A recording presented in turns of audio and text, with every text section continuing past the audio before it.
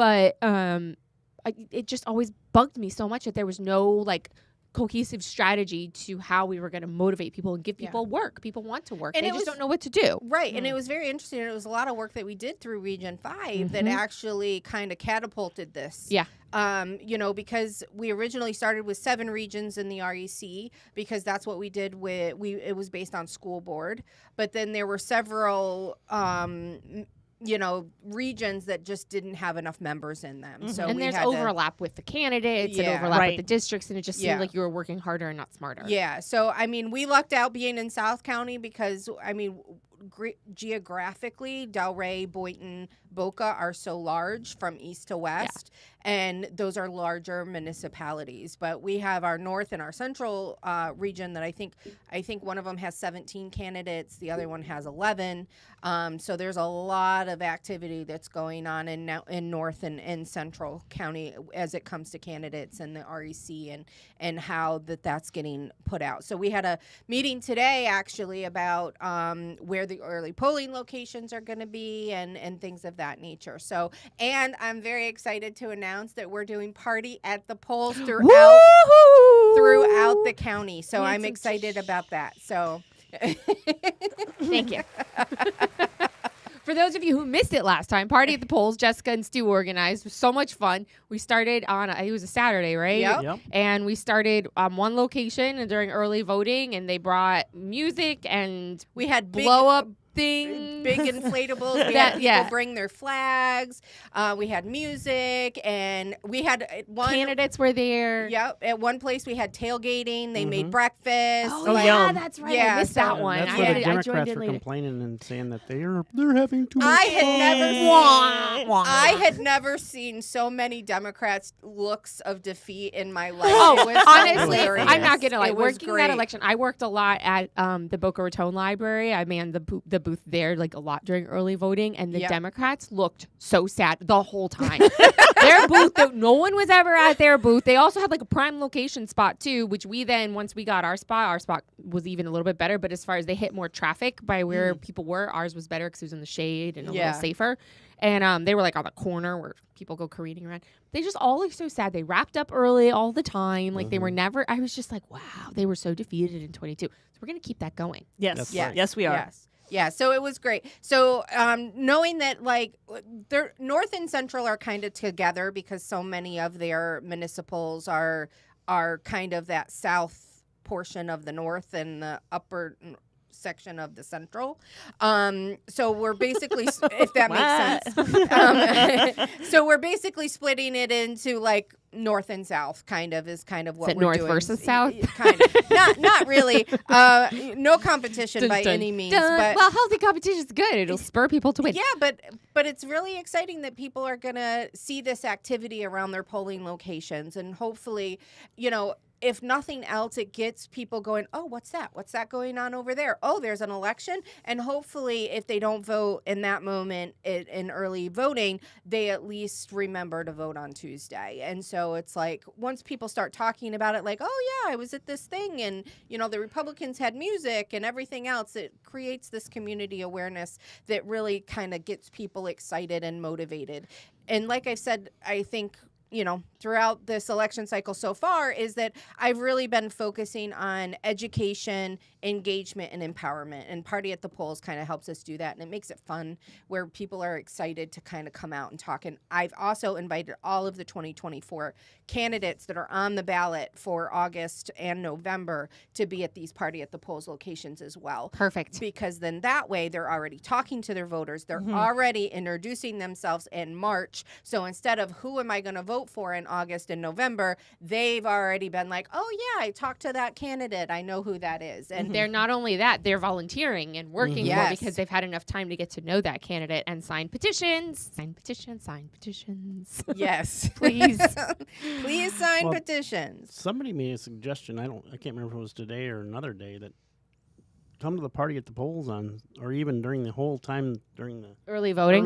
Early voting. Have a table there where these candidates can be there and have people sign their petitions Yeah. as they come in and go out. You just have to be, the thing is that whoever's doing that, if anybody's going to run with that, is you have to make sure that you have the maps for each of the petitions there, because unlike in 22, when you could sign anybody's petition because of redistricting, you have to live in the district, be registered voter in the district of the petition that you're signing. So you can't just go. It's not like you can just be like, so you can't have somebody sign from the other side of state? Nope. So they have to be in the district. So it does make it a little more difficult for the candidates. They have to be a lot more concentrated on who and more particular about who signs the petition. So I think it's a great idea. We just have to make sure that you have, if you're manning a booth where you have candidate petitions, because then also all of those petitions have to be verified at the SOE and you have to pay for the signature verifications. So you don't want to cost the candidates extra money by having a bunch of people sign petitions that are not in the district. So speaking of that, just to interject, I this week, candidate Commissioner Chris Eddy, who's running for CD25, he turned in, and he may be waiting on the final batch to be verified, but he hit the 5,000 petitions to not have to pay the $10,000 filing fee. How did he do that? They've been working since last summer. Wow. So Yvette Sarabona, who was John Brody's campaign manager, is Chris Eddy's campaign manager now. And she and her team have been out working since last summer, since July, hitting, community events, going to 5,000 petitions. 5,000. No, it's even more than that, because they rejected, they'll reject a certain portion of each batch. Because do you know the percentage of rejection rate? His personally? In general. I don't know. I'm just curious. No. But he was at the BREC meeting Monday night, and he said that he had they had turned in another batch, I think, that day, and he was feeling pretty good. That's exciting. Yeah. It also That's looks really cool. good. It not looks really good. It's a good boost to the bullet point too. Yeah, it's a good bullet point. That's what I'm trying to say. It's a good bullet point. It's a good thing to say to the voters that 5,000 of your fellow registered voters want me to be on the ballot. Would you be willing to discuss and I think voting he for said me? I think he put it on social media today, he's the first candidate in that district to ever do that. Is District 25? Yeah, Debbie Wasserman Schultz. Dun, dun, dun. Oh, so he's running against Wasserman Schultz. Yes. Well, does he have a primary? I think there is going to be a primary, but I seriously doubt any of the other candidates have been out there working as hard as he has for as long as he has. So plus he's currently a commissioner with the city of Weston, so he's got that name recognition. He's got a little bit of name recognition. I mean, the district's pretty big. It goes all the way. It's Hollywood, out west, part of Plantation. So it's south and southwest part of the county, part of central. It's one of those. I mean, they're all like that. Districts. Yeah. I feel like our district in CD23 is a little bit more well, it's along the coast. It's along the coast, and then it goes out west. And it goes down. It's a little bit more. Yeah, it goes to Parkland. Yeah, my parents are in CD23. I'm in CD23, and we live, about 12 miles apart. I mean, Moskowitz, who's the representative, is from Parkland. So he's the Moskowitz. Moskowitz. My dad refers to him as 5-0 Moskowitz. Did you ever watch American Tail? Of course I watched American Tail. There's no cats in America. The streets are paved with cheese. That is not true. There are definitely cats. And the streets are not paved with cheese. Much to all of our disappointment.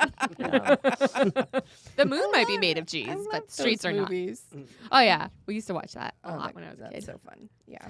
How about The Secret of Nim? Yep. Did you ever watch that? Yep. Such a great movie. Yep. Oh, that's a good one. Okay. Speaking of rats. So anyway. Speaking of rats, he was a mouse. Excuse me, 5-0 was not a rat. He was a mouse. Well, they were rats in The Secret of Nim. I'm just saying. They were in a laboratory. Right. Just saying. Okay. So what else you got, Jessica? She's got coffee. Sorry. Right when you took the sip. Sorry. Well, I do have some county stuff. There was a workshop that was on Tuesday, I think. So I can give some updates about that, or we can go into the municipal candidates that throughout the county. So let's do municipal first. Yeah, since we're kind that's of what I was already on thinking. that, Perfect. and then we can switch over to county if we have time. So I'm gonna start running through the municipal candidates. Get a pen. That the Republican Party or the RAC is supporting at this point. So we have Brian Stenberg and Boca Raton City Council. Right, which, can I interject for a second? Yes. Okay, so this race is very, very important. Very. Because the Democrats, to give a little bit of history for you're new to our viewers, Andy Thompson was elected to the city council in a special election, and then he got reelected unopposed in 2020. He then decided to resign from that seat to run against Peggy Gossett-Simon for the House District 80. 80, right? No. 81. 90. No, 90. 90. Sorry. All the numbers. For 90. 91. 91, because Bill's running in 90. Told you all the numbers. Too many numbers. Too many numbers. So Andy was the up-and-coming, the rumor on the street was the poster child, the up-and-coming one that was going to save the Democratic Party because they wanted him to go to House of Representatives and then all the way up to governor. And he's going to be the one to save Florida. The Florida Dems. So they poured a lot of money into his race. They put a lot of hate ads out there against Peggy. It was intense. Peggy won. By a decent amount. Yeah, she won. It was not even questionable. She won. And so then Andy decided that he has to come back to Boca to ask for his job back.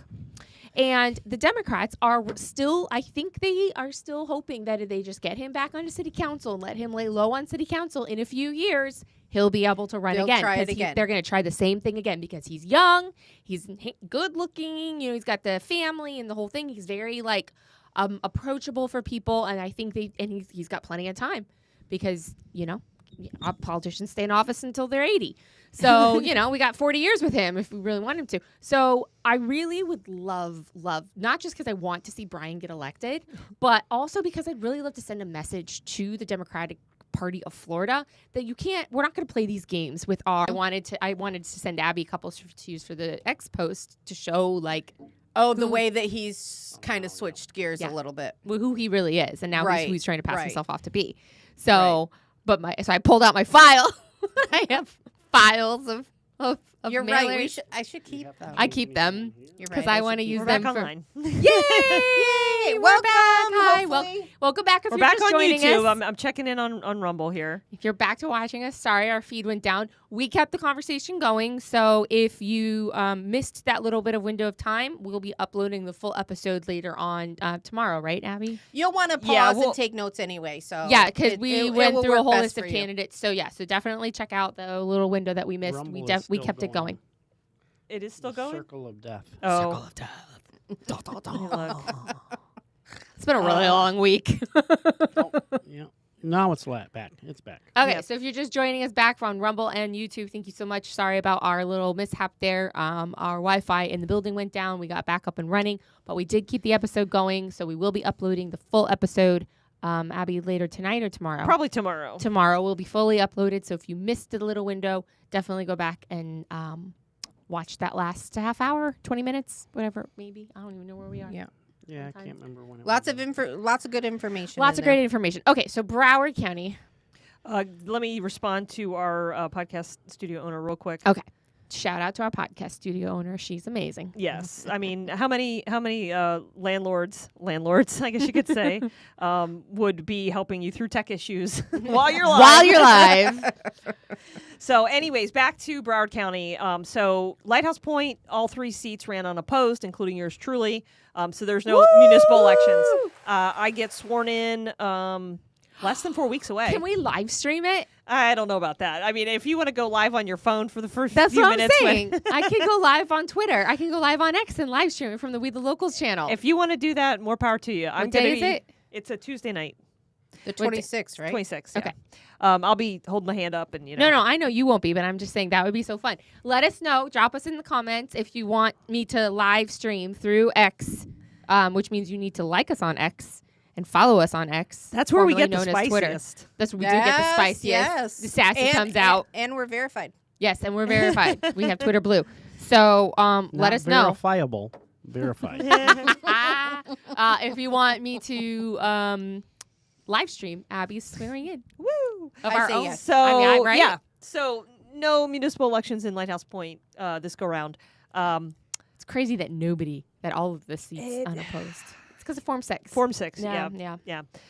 Hillsborough Beach, the Broward REC is supporting 2 candidates in Hillsborough Beach. That is the incumbent Jane Reiser and candidate Rich Krusko, which he ran last year and unfortunately was unsuccessful. He's giving it another go. I think he's a great guy. I know him personally, and both candidates are great candidates. So that's fairly small scale election. I think there's only I want to say 1,800 voters altogether. That's it. Wow. Oh, tiny little town. It's Then- like tiny breezes. It's okay. Yes, exactly. Then we've got Lauderdale by the Sea. There's 3 seats, the mayor and 2 commission seats. I think, it is a town commission in Lauderdale by the Sea. We are endorsing for each seat Ed Malcoon for mayor, John Graziano, and Richard DiNapoli for the 2 commission seats. Like I said a few And minutes we ago. meaning Breck, right? Broward GOP, yes. Okay. There's- Not necessarily we the locals. Just we're Correct, okay. correct. We, because I am a member of the Broward Republican Party. Not saying we're not. I'm just clarifying for the record. For the record, the League of Women Voters in Broward is having the candidate forum Monday night for the Lauderdale by the Sea candidates. I'm trying to think. Maybe I feel like one of the seats has 3 candidates, so there might be a total of 7 candidates Wow. on the forum. That's pretty good. Yeah. Let's see. How many voters are in What's there? going on by There's under Lauderdale 5,000. by the sea? There's under 5,000 voters, and they got 7 candidates. Yeah, for 3 pretty good. seats. It's pretty good. Wow. Is there big issues going on there? Or? Well, I don't know if you guys saw in the news last week, but that's where that sinkhole or that kid died on the beach. Oh, Oh, yeah. yes. He The fell little in the hole. girl? Yeah. It was a a little boy, boy and a girl. Yep. She died though. She Yeah. died. Yeah. So sorry. that was in Lauderdale by the Sea. Oh, I Got did it. know that. Yeah. We used to go there all the time when I was a kid. For It's a great little vacation. town. Yeah. Like Like they have staycation, great vacation. they have great height restrictions that you can't, unlike neighboring Pompano and Galt Ocean Mile, which is just south of Lauderdale by the Sea, who have the real tall condo buildings on the beach. They are limited to I think 3 stories in Lauderdale by the Sea, so it kind of keeps that sleepy seaside town. Yeah. That's how it was when we were kids. Yeah. We would go for my parents would, I don't know, Yeah.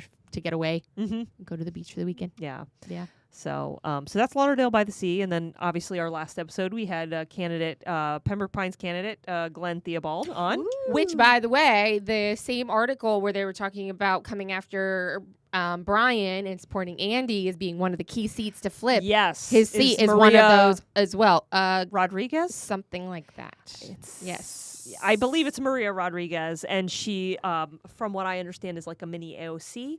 She is a staff in one of the Broward County Commissioner's office. She still lives at home with her family. She is actively supported by the Florida Dems. Yes. So that's one. There was and on her mailer, on her flyer, it is proudly endorsed by the Pembroke Pines Democratic Club. But heaven forbid the Republicans endorse their candidates in Lauderdale by the Sea. Oh my goodness. and in Pembroke Pines, right? Well, the Sun Sentinel did not make as big of a stink about us endorsing in Pembroke Pines as we did. Because they don't want they did. They don't want to draw attention down there because he's probably winning. I think he is. I mean, he, like Chris Eddy, Glenn has been out knocking doors since and talking July. to people since last summer. And I They- knocked so doors. much so that he knocked all the doors already, and now he's going back for a already second hit, round. Yes, he has already hit every door. And I was walking with him 2 Saturdays ago now, like the Saturday after we had him on. And we were recovering a neighborhood that he had already walked once before. And it was great. I mean, he had it down to a science. There was maybe half a dozen of us. There was one police officer. There was a couple of us Breck members. And we just they were kind of 0 lot line houses, so it just made walking so easy. He would tell us the address, the house numbers, and we'd fan out. We'd knock the doors. Obviously if they didn't answer, we'd leave the hangar. But if they did answer and they wanted to ask questions, then Glenn was right there. We're like, hey, come here. And we'd wave him over, and he'd come talk to the resident. And I mean, it was great. Had people already been like, oh, yeah, I met you last time? There were some people that were like, oh, yeah, I already turned in my vote by mail ballot for you. So That's it was awesome. It was a really good experience. He was really Glenn's super organized. It just good things are happening in the southwest part of the county. That's awesome. That's Yeah. awesome. That's hope great I hope news. I'm excited. I'm excited for March 19th. Yeah. We're going to see some really great things. So yeah, I think I'm really hoping that people just decided to get involved and do research and figure out like who these people are and really understanding that they represent. It's hard because we live in this world. Yeah. Like we think everyone. We're like, why wouldn't you know what's going on?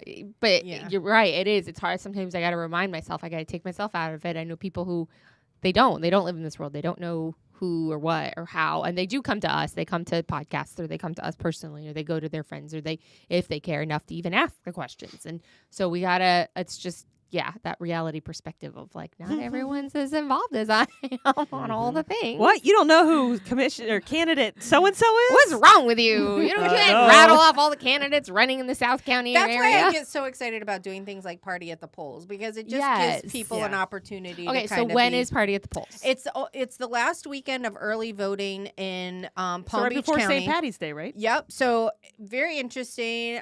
We're going to be in Delray Beach that would be the 16th. I think it's from 2. It is going to be chaos. Yes, which I'm counting Delray on. have a big parade? Yes. Parade Right and after. festival. Yes. Yeah. So it's chaos. So they have the Palm Beach County, or they have the St. Patrick's Day parade that ends at 2. So we're going to be doing Party at the Polls from 2 to 6, did I say? Hold on. You said 4 hours. Hold on. I don't know. Maybe I did. I did not. I get so excited. I'm just like, oh. Yeah, 2 to 6 on Saturday. So I'm hoping right after, people after the parade. There's a festival there that goes, though, I think until 5. Yep. So I think it's going to be, it's right downtown, the Delray Community Center. So we're going to see how it's going to work. And then hopefully we can, if it's slow, we'll be out saying, hey, have you voted? Come vote. Yeah. So we get an opportunity to kind of mingle with the community. Get petitions signed. And then, for Bill. and then You better show up then, Josie. Yeah. And then we're going to be there. Yeah. And then Sunday, March 17th, we're going to be at the Spanish River Library from 11 to 2.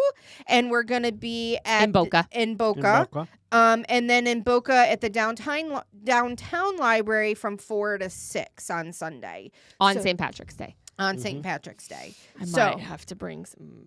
Never mind. Bring your green beer. Corned beef and cabbage. So I have gotten great Irish soda response bread.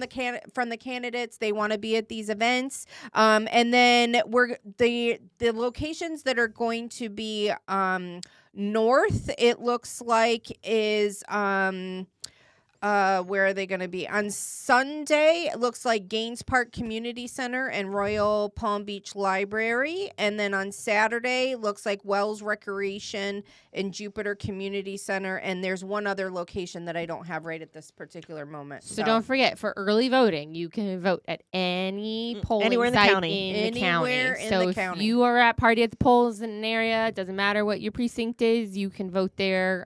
Make it a party with your friends. Bring your friends. Grab your neighbors, grab your friends, tell all your people, hey, let's go vote together. Bring your kids.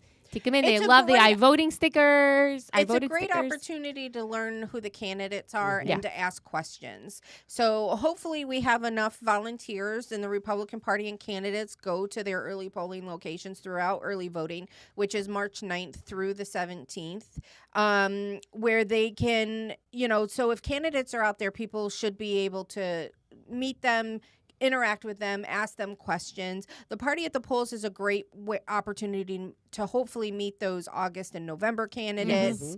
And if you want to get involved, what a great way to show up in a party type environment and see if this is something that you want to be part of and help volunteer, or be like, you know what, I want to help a candidate this, for the fall. Come out and meet a candidate and get their information and be able to door knock and make phone calls or text if you want to help the party. You do not have to be a member of the REC, in Palm Beach County or Broward to volunteer for a candidate.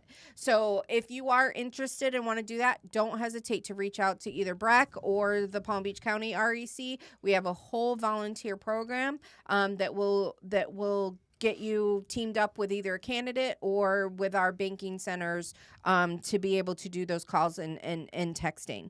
We have a great, I can't stress enough what the opportunity that we have in front of us right now. Yeah. And the NPAs are going to be leaning so right, it's not even funny. So if we just get out and announce who our Republican candidates are, more than likely those NPAs will vote for those candidates, just because of what's going on federally and everything else. Yeah, absolutely. Yeah. Can I take a turn for just a second? Yeah. I had sure. a thought today that I wanted to share with everyone. It's kind of a reminder as we're going into this year that when we're talking to candidates, and I guess this like perspective comes in a lot more working behind the scenes, working with candidates, is that a lot of times I think we forget that when candidates are running, they do have their own opinions, their own viewpoints, their own morals, their own standards. But what their job, a lot of them, what they're running for is to represent. Yes. And so we get asked a lot of questions from the perspective of Bill's campaign on difficult issues that sometimes have a personal answer, and sometimes there's the political answer because as like just using it as an example, when he gets elected, he's there to represent what the constituents want. Mm-hmm. And it is up to us to help people understand what we want as people. And like that's why the podcast, like to talk about the issues, to talk about big things, so that way we can be educated about what we want to tell our representatives to represent us for. And if we're not doing that, then they're going to go with the loudest voices in the community. And it's hard because it's a hard place for some like people to be in. I mean, I ran once for office, and you'll be getting there when you're like, I have to balance what I would want to have and what the 15 people who have called me and said this is what they want, and they all want this. So where do you find that balance? And how do you reconcile those things? And I want to kind of encourage us as constituents and voters to make sure that we have that understanding when we're talking to our elected officials, that it is not always black and white. And that we might disagree on. Somebody said, if you agree with me on 100%, who was it? Agree with me 100%. Steve Abrams said that. Yeah, but he quoted someone else. Yeah, it was a quote from someone. I think he else. mentioned it in his Facebook post. He did. But so like we're not going to have that situation where that happens. And to understand that the people that we're electing are representatives, it's literally in the title of a lot of what the jobs are. I mean, I know council people, it's a little bit different, but it's still, you are a representative of what the people want. And that's the job we're electing them to.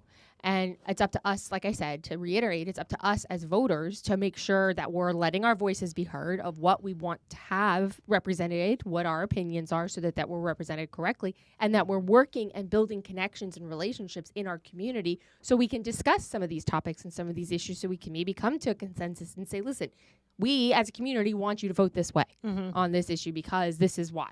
But if we're not ever talking to our neighbors, or we're not ever talking to the people across the aisle or anything like that about some of these issues, how are we going to find that? And again, they're just going to, once the representative is going to go with the loudest voice or whatever it may be. So, I just had this thought today as I was driving, thinking about the word representative, thinking about what the job is and what someone who steps into that job, what their role actually is. And for us to remember that, because I think it's easy to forget. And I think, this kind of ties into the role of the party and the REC and us as precinct committee men and women. Like, we are the boots on the ground in the neighborhoods, and we are the ones that are supposed to be talking to our neighbors, mostly Republican, but not always. I mean, like, if there's an issue that affects most of the issues at the local level are nonpartisan. Right. They're, kitchen table economics and infrastructure and stuff like that. And even at the state level, there are some things that are very party related, but a lot of it is infrastructure. Why aren't they fixing insurance? It affects all of us. Yeah. It doesn't affect insurance more or less because I'm a Republican or a Democrat. Correct. Yeah. So I mean, it's our job as precinct committee men and women to get out there and talk to our neighbors, and when those issues come up in the community that we need to get some support, or we need to provide our electeds with input on. Yeah, that's what I'm saying. We have to be able to know what the issue is and say, otherwise the squeaky wheel gets the grease. Yeah. Or, people just don't pay attention for most of the year, and then they get real screamy, when the budget... About a week before the budget while they're doing the first and second readings of the budget. And, by that point, it's too late because it's got to be filed with the state. Which is happening right now. So budgets, but they're starting to be discussed. Yeah. So you want to talk about county stuff? Well, it is starting to go into budget season, so this is the time to, pay attention. But there's a lot of aspects of that I don't know how else to tell it to people, except for there's this big thing talking about like on the federal levels, there's all of this stuff coming out about NGOs with the open border and all of this kind of stuff. So non-governmental organizations, NGOs. Right. So the thing of it is that happens right here in Palm Beach County and Broward County and all across the state too. Yep. So it's like in the county, we have a $7.7 billion budget. And a lot of that money comes, like the county's like a pass through. It comes from from state and federal funds that then, I don't want to say necessarily strings attached, but they're programs. Well, they're grants, and you have to follow these certain stipulations and guidelines in order to qualify and then retain that money. Right.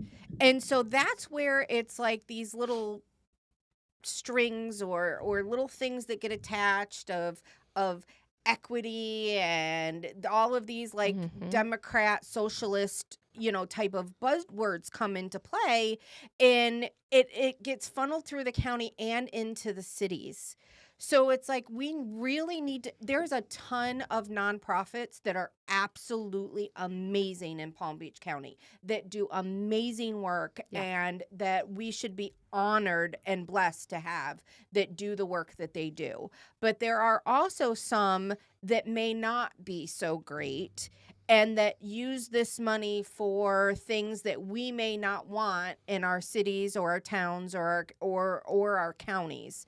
And so when it comes to the budget, like, yes, there's all of those line items, but it's also like, where is our charitable stuff going is so important. That I don't think that people kind of realize how that gets funneled through and then how it affects our society with these programs or these what's another word for like the outreach that they do, things of that nature. So we're finding out now on a federal level that there's this big push for getting out the vote. But is that on a partisan line? Is that on a nonpartisan line? We don't know because of the way that the money gets filtered through. And so when you're really looking at the budget, it's so important. Like, yes, what the SOE, what the sheriff, all of that kind of stuff is important too, that have their own budget, their own budgets that also that the county has to deal with. But to really understand that there's so much more to it that we need to start calling out if those charitable organizations or things of that nature, if people have had a bad experience, right? Those things don't really get advertised, and then our county dollars are going to fund, or grants from the state. At the end of the day, it's still our money. Yeah. Whether it's, coming from our county or the state or federal, we're still paying for it. It's still tax dollars. Right. So, that's just one thing that I kind of want to kind of bring some attention to, because that's, there's a lot of investigations coming out federally of how these NGOs are getting taxpayer dollars to move migrants and stuff around the world, basically, and then into our backyard. Yeah. And they're coming from Africa, they're going to South America, coming up through Central America and coming here, and they're not. It's insane. And it all happens through charitable dollars through our government. Yeah. And that happens right here locally. So some people may not be aware of that or know that. So I want to make sure that you guys are aware. So if you are diving into the budget, find out who's getting those funds or the grants that we're applying for on behalf of somebody, and what are those strings attached, or what that position entails, things of that nature. So I just think that that's really important to kind of to mention. There was a workshop that happened in the county, I believe it was Tuesday. There's a big talk about animal care and control. They want to renovate the old facility. There was a huge, there's a pretty spicy, heated debate between Sachs and Weiss, which was pretty interesting. They didn't, most of the commission did not want to delay in animal care and control. However, Sachs was saying that the current location that they were looking to renovate was too small, that they may want to consider something in ag land. which I thought was interesting because, and this is just me, this is just my observation, that if you were to move animal care control into ag land that a certain developer has been wanting, that might be beneficial to some of those people in the West Boynton, Delray, Interesting. Glades area. But the commission basically wanted to continue with the plan, but they were okay with looking at ag land for larger animals. So like if the county takes in all animals regardless, and they will take care of them. So if a pet is surrendered to the county, Except for iguanas, apparently. oh, That's why they're free. My dad had one in his pool the other day. A big one. Really? Yeah, he said he was like walking on the edge of the pool. Sorry, totally derailed for a second. Walking on the edge of the pool, and he was like laying out, and he went to go like shoo it away, and it scrambled and fell into the pool. Whoops. Crawl along the floor. we had one outside of our house one time that got really cold. That was like, it looked like it was dead. And then 3 days later, it got up and Resurrection. Resurrected. Yeah, In the grave, came back 3 days Yeah, later. it was funny. Okay, So anyway, so animal care and control. They basically wanted to go forward with the that was renovation. going to be a very expensive renovation, right? Yes, I mean it still is. But it's Did they approved, tone it it's down a ready little to go. No, Where is that now? it's on Belvedere. Is that where we went? Yes, Oh, okay. yes, it's on Belvedere. That's not a very big location. No, it's not very big, but they are renovating it. They're going to make it where that you surrender the pets in one area and you adopt in another, and things of that nature. The sketches and everything look like a very nice facility, but not, I mean, there's no marbles on the wall or anything of that nature. Because the one of them looked really nice. I was like, that's for it. Like, I mean. So I think it's okay. But they are willing to look for property out west a little bit more to be able to do with, the larger animals. What does that mean, larger animals? like horses? cows? Like Pigs? they can get cows, pigs, like farm animals. Really? Yeah, they that will people take. will drop off there? They usually get about, I think they said 4 to 6 horses a year. Oh, what do they do with the horses? They try to Rehome it? Yeah, they rehome them.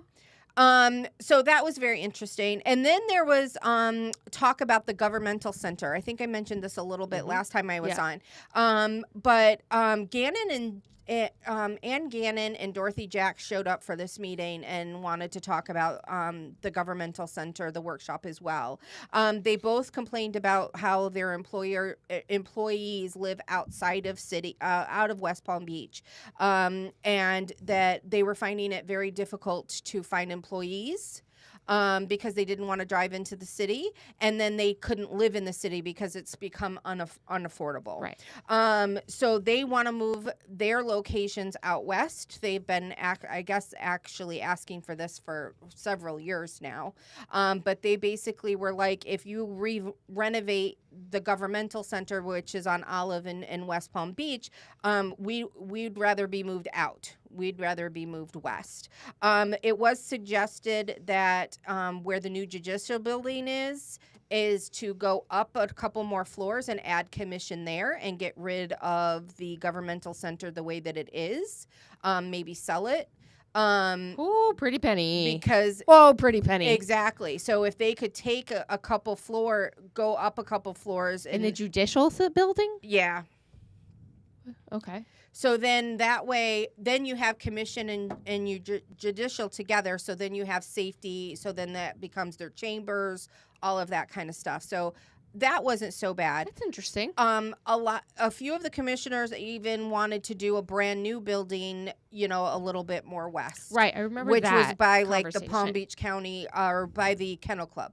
Okay. So they were looking for land there. So this is kind of interesting how this is going to play out, because then you have the West Palm Beach aspects of it, and so imagine having all of those employees not having to go downtown in West Palm gosh, Beach. it's hard. So, It's so bad. yeah, it's really bad. So there was a couple options there, which I thought was pretty interesting. And then another thing is that like we kind of learned that through COVID that people have more flexible work schedules and things of that nature. So people who live in West Palm Beach, they're more lax they're not so structured running by them, government is structured. Like it's 8 a.m. to 5 p.m. There's traffic that goes in there, all of that kind of stuff. So not necessary. So they're not like your multi commuters. They're not really taking the train in. They're not taking, the bus in, because government is structured. You have to, be there at a certain time.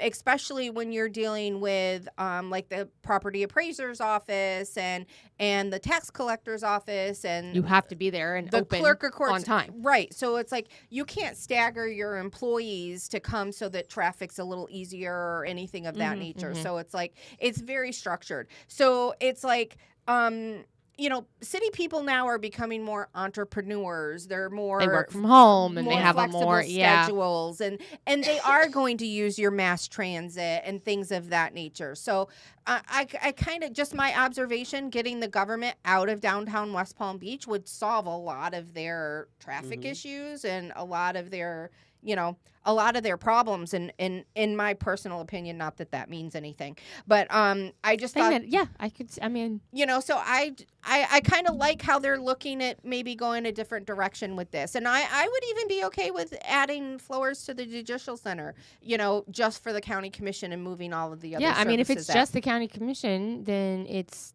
the county commissioner's offices, and then the chambers, and then staff, and then you'd have department staff. The department staff. Yeah.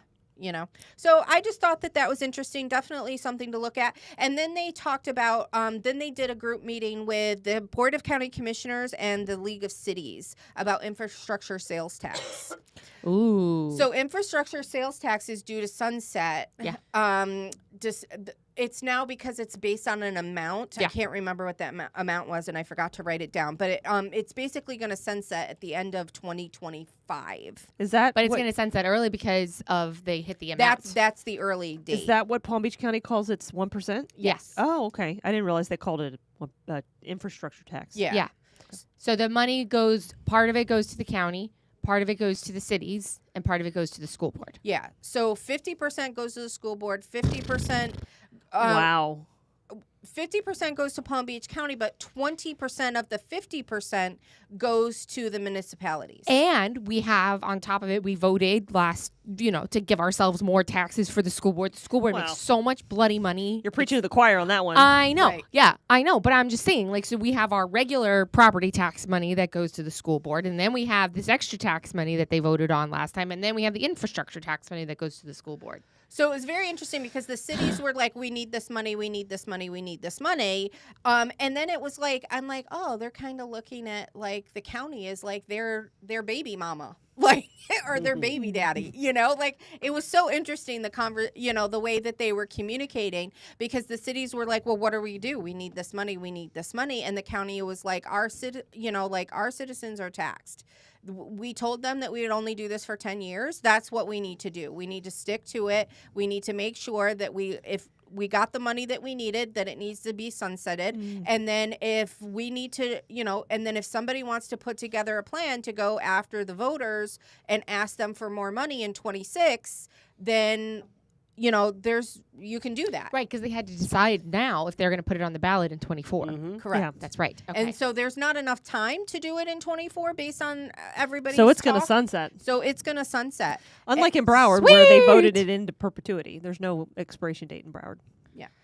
Broward's going to Broward. What the talk is that it was suggested of going to the voters and asking for a dedicated funding source for transportation.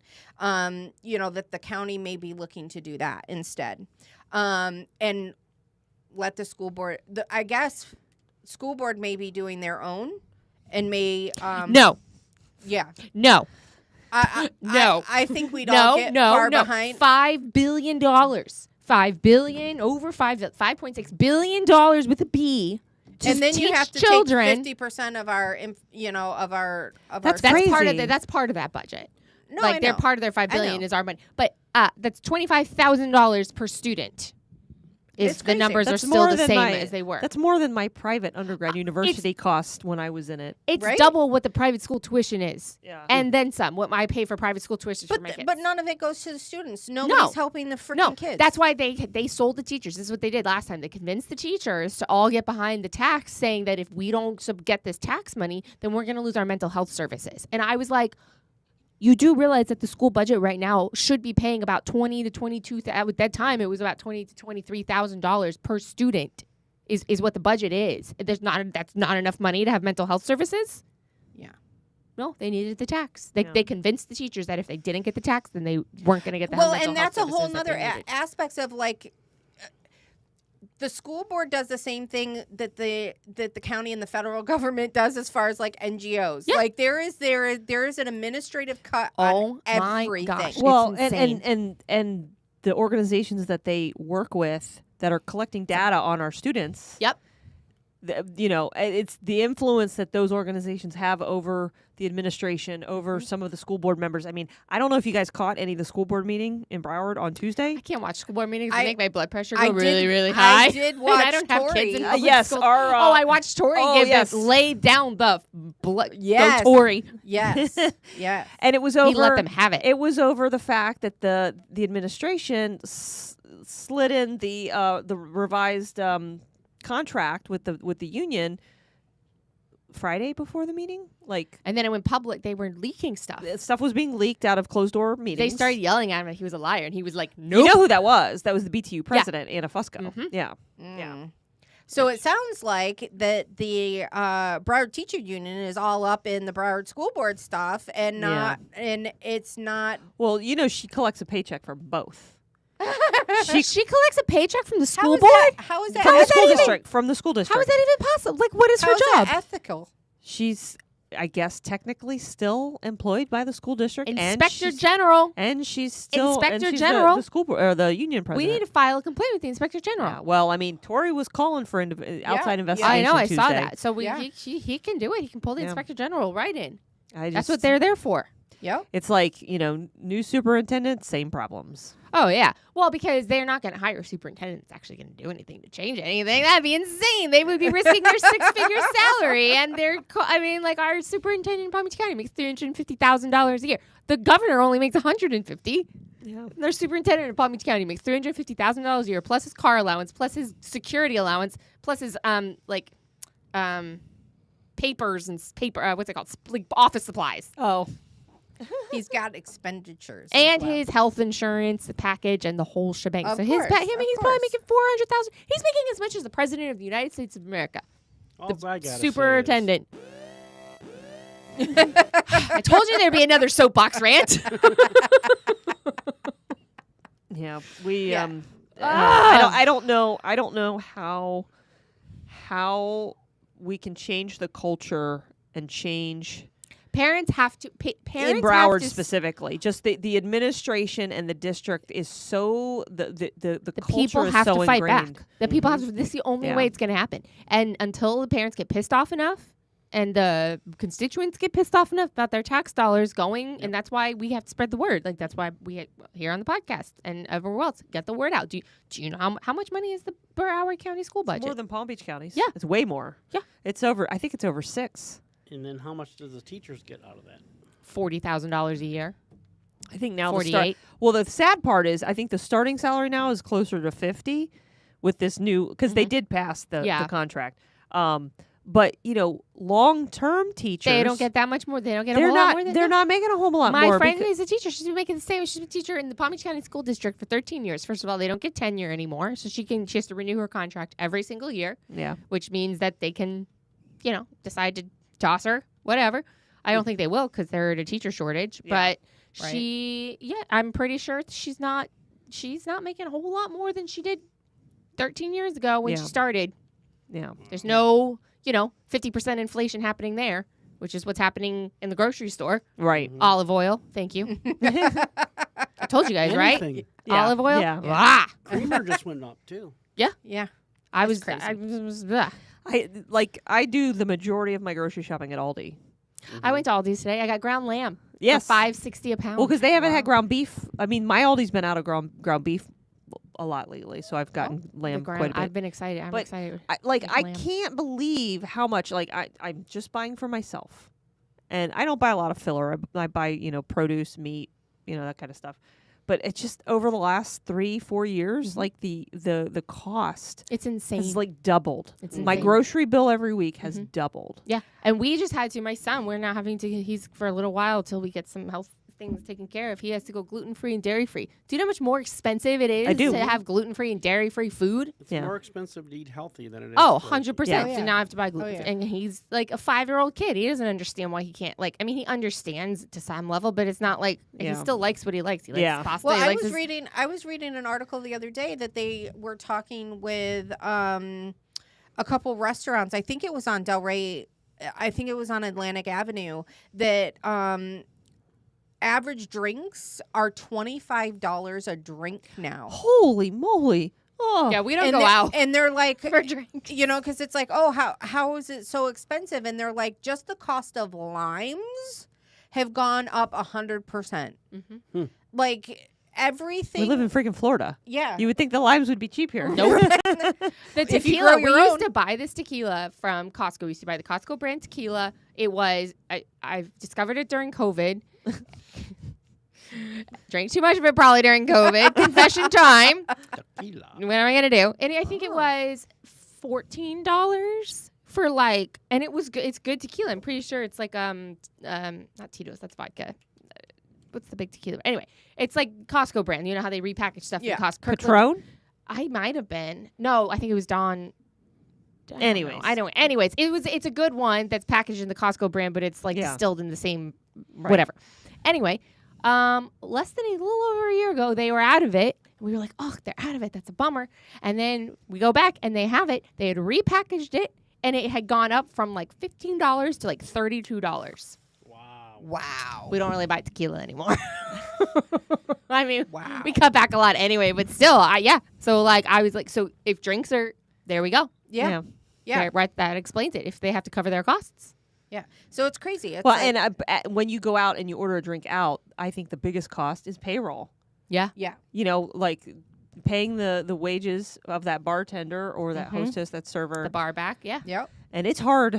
It's hard getting good people to work. People just especially in that industry, right? It's always been hard in that industry. Yeah. And then after COVID. Well, and then it was that was the ideal job for teenagers and young adults, right? And now it's too much work for them and not enough money, so they don't want to do it. Well, my kids cannot wait to work. My daughter cannot wait till she turns 14. She can work in Publix. I begged my daughter to get a waitressing job, my youngest I one. thought it was 16. They can start at 14, 4 hours a week. Oh. I begged my youngest, from the time she was 18 to get a waitressing job. I'm like, you can make really good tips. She refused. She refused. I don't want to be in the service industry. I'm like this. I mean, to be honest, I get it. People are rude, but it's such a good experience. my first job was at Dunkin' Donuts. Yeah. Summer, So I was Lexi 16. worked there too. And dealing with people that haven't had their coffee yet at 7 in the morning. My first job, my first big girl job, I babysat up until I could get a real job. Yeah. Was the Boca Resort when I was 18. Oh. And I was a babysitter, and then I worked in the activities department. So I ran kids programs, and I was a babysitter. Man, I made bank because they would charge. Okay, so I was turned 18 in 2003. So this is 20 years. Gosh, 20 years ago. No, 21. Yeah. 21 years ago. That's when I graduated from college. 23 years ago.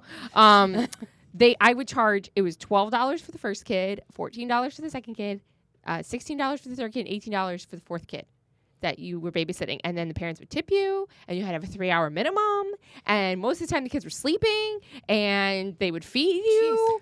When I It was babysat, Was great. that I at the got beach paid- club or was that inside the resort? Both. You could get babysitting gigs wherever. You could say, I only want to work nights, and so you'd only work nights. You could say, I want to work days, and you take the kids to the I pool. grew up in a small hick town. I had to babysit my cousins or the farmers' kids down the street. I got paid in raw milk. Yeah. Raw milk. Well, raw milk. Now I would take raw milk. I'm like, pay me in raw milk. I'll do whatever you need. No, I'm just How kidding. about so a good. pig? I know. good. I actually So called good. a few years ago when I was looking for some side work. I was like, I need to get out and do some stuff. And I called to see they don't do the babysitting thing Oh, they anymore. don't? I don't No. think so. Not then. They might have gone back to it because it's under new management now. Yeah. But Fun fact, man. I prepared the tax return for that hotel for several years. Really? Yeah, they were a client of Deloitte's when I worked there. They Oh. Blackstone Real Estate Group purchased that hotel and like the Wyndham Hotel chain, and that was my main client when I was in public accounting. So, oh my gosh! And they kept the books at Boca Resort, which is why the you South got to Florida. Go there. Oh yeah, so we'd be in some crappy back office with the Probably audit team. Probably close to where I worked. Like I mean, like splintery tables and like crappy chairs, and the guests of the hotel were out playing croquet on the lawn. You know? No, I know. I worked in the back, so like when I would work on property for like babysitting, we'd go through the back end for stuff, or then like I would do the activities part. And we had the front facing stuff and then the back facing stuff for the kids. And so the building I used to work in isn't even there anymore. But man, I worked with some of the craziest. I had the craziest stories. Oh yeah, I bet. Anyway, that's for another time. Totally off track. All right. Do we want to hear from our sponsor? Oh, yes. Our sponsor, Salvo. So, okay, I don't have my little thing here, but I'm just going to give like a big kind of shout out to Salvo. So, Salvo, I got it again. Every week I get to meet with Ro to learn new aspects about Salvo. Our team took a training for it from last week, and we're excited to be using it out in the community. The newest feature that it's going to have is when you do a lookup of a voter, it's going to pull up quickly. You'll be able to find all of their precinct numbers. This is in the new version that will be coming out in the next couple weeks. The next update, you'll be able to find like quickly all of their voter information, their precinct numbers, all of that. Their district numbers, so you know if they're in the district, which is again, if you're out getting petitions signed, you want to be able to look that up quickly. Being able to find that using the Salvo app is great. Everything is in use. You can. I know that Brian's using it for texting. The texting makes it really easy because you can track who you've spoken to and what text message they received and who sent the text message. So you know if you need to send another text message, what you can follow up with and say, and how if they opened it.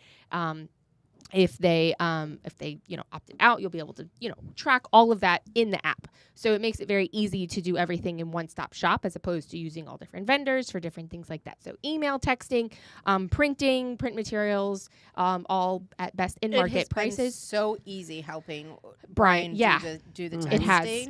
It's so simple. It's so good. So if you're a candidate, if you're a precincts committee person, or you're a PAC and you're looking to try to have an all-in-one encompassing app, Salvo is the place to go. If you're a We the Locals listener, you get a free guided journey. So you can either do guided journeys where you get one of the experts from Salvo to help you through the process, or you can do it more DIY and say, I want to do this, I want to do this, I want to do this for different pricing based off of your needs and budget. So if you're a We the Locals listener, you can go to salvo.today and sign up and let them know, and you'll get a free guided journey for being our listener. So make sure you check that out. Thank you so much, Salvo. We really appreciate your belief in us, your support in us, and your support of candidates nationwide. Yes, absolutely. That's awesome. One little notification that I want to say is that